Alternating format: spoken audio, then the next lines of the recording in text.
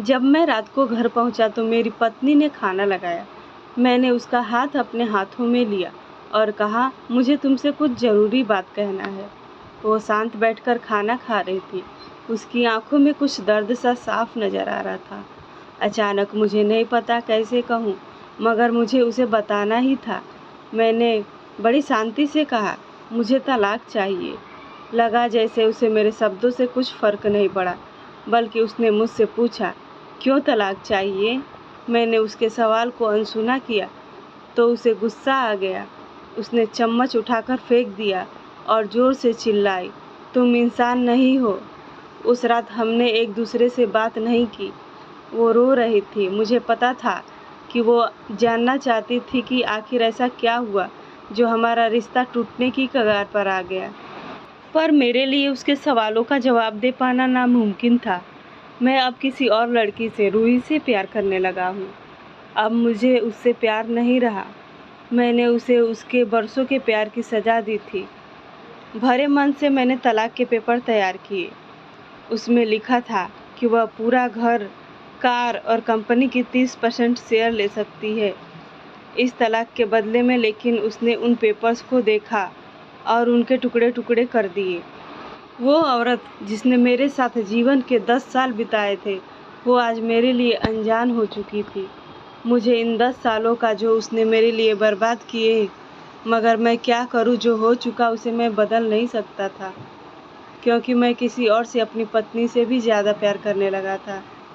आखिरकार उसके सब्र का बांध टूट गया और वो फूट फूट कर मेरे सामने रोने लगी। मेरे लिए उसका रोना एक तरह से उसकी रिहाई की तरह था। तलाक की ये बात जो कई दिनों से मुझे परेशान कर रही थी, अब बिल्कुल साफ हो चुकी थी। अगले दिन मैं घर काफ़ी लेट आया। मैंने देखा कि वो टेबल पर बैठकर कुछ लिख रही थी। मैंने शाम का खाना नहीं खाया था, लेकिन फिर भी मैं सीधे ऊपर जाकर अपने कमरे में सो गया, क्योंकि पूरा दिन रूही के साथ रहने और कई जगह घूमने के बाद मैं थक गया था। पहले जितनी उसमें वो कसाव नहीं था और चेहरे पर कुछ हल्की झुर्रियाँ नज़र आ रही थी और बाल भी सफ़ेद होने लगे थे। ये वही औरत थी जिसने अपने जीवन के 10 साल मुझे समर्पित किए थे। चौथे दिन जब मैंने उसे उठाया तो वो पुरानी रोमांच लौटने लगी थी। 5वें और 6ठे दिन वो पुराना प्यार फिर से जागने लगा। मैंने रूही को इस बारे में कुछ नहीं बताया था। अब उसे उठाना और आसान हो गया था। शायद हर रोज़ यह सब करने का मैं आदी हो गया था। एक दिन वह अपनी पसंद की साड़ी निकाल रही थी, लेकिन कुछ खास नहीं ढूंढ पाई। उसने सांस भरते हुए कहा कि उसके सारे कपड़े बड़े होने लगे हैं। तब मुझे पता चला कि वह काफ़ी दुबली हो गई है और इसीलिए मैं उसे आसानी से उठा पा रहा था।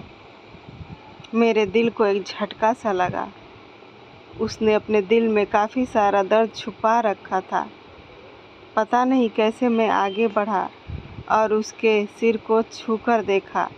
अचानक हमारा बेटा आया और बोला, पापा, ये तो मम्मा को उठाकर बाहर ले जाने का समय हो गया है। उसके लिए अपने पापा द्वारा मम्मा को इस तरह उठा ले जाते हुए देखना जीवन का अभिन्न हिस्सा बन गया था। मेरी बीवी ने हमारे बच्चे को बुलाया और ज़ोर से उसे गले लगा लिया। मैंने अपना चेहरा दूसरी तरफ कर लिया। मुझे लगा कहीं मैं अपना निर्णय न बदल लूं। मैंने अपनी पत्नी को रोज़ की तरह उठाया और बेडरूम से सिटिंग रूम होते हुए हॉल तक लाया।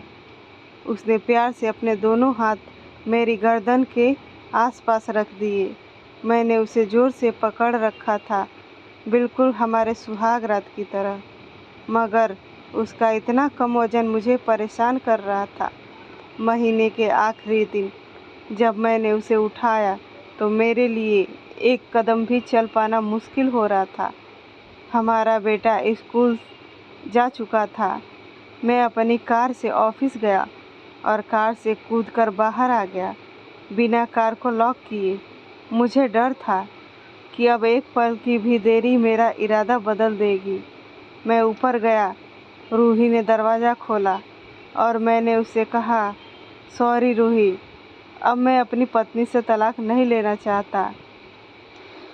उसने मुझे देखा और मेरे सिर पर हाथ फेर कर कहा, कहीं तुम्हें बुखार तो नहीं है? मैंने उसका हाथ हटाया और कहा, सॉरी रूही, अब मुझे अपनी पत्नी से तलाक नहीं चाहिए। हमारी शादीशुदा ज़िंदगी शायद हम दोनों के ध्यान न देने की वजह से बोरिंग हो गई थी, लेकिन इसका मतलब यह कतई नहीं कि हम एक दूसरे से प्यार नहीं करते।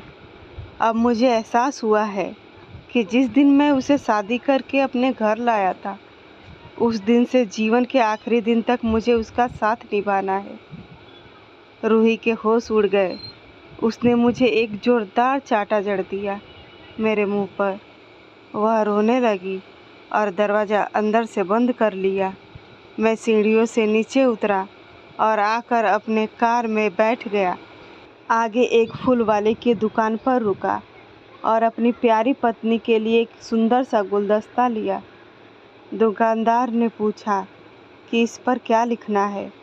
मैंने मुस्कुराते हुए कहा कि मैं तुम्हें जीवन के आखिरी दिन तक यूं ही उठाता रहूँगा मेरी अर्धांगिनी। उस शाम जब मैं घर आया, हाथों में गुलदस्ता लिए, मेरे चेहरे पर एक मुस्कान थी। मैं ऊपर अपने कमरे की तरफ भाग कर गया, लेकिन तब तक वह मुझे छोड़कर इस दुनिया से जा चुकी थी, हमेशा के लिए। वो कई महीनों से कैंसर से लड़ रही थी, लेकिन मैं रूही के साथ इतना खोया हुआ था कि कभी ध्यान ही नहीं रहा। उसे पता था वह जल्दी ही मुझे छोड़कर जाने वाली है, इसलिए वह मुझे और बेटे के रिश्ते को टूटने से बचाना चाहती थी। मैं नीच उससे तलाक लेना चाहता था, लेकिन फिर भी उसने मुझे अपने बच्चे की नज़रों में एक प्यारा पति और पिता बना दिया था। जीवन की छोटी छोटी बातें रिश्तों में बहुत महत्व रखती है।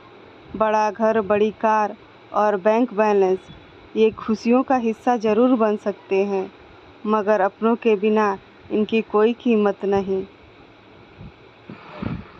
Thank you for watching.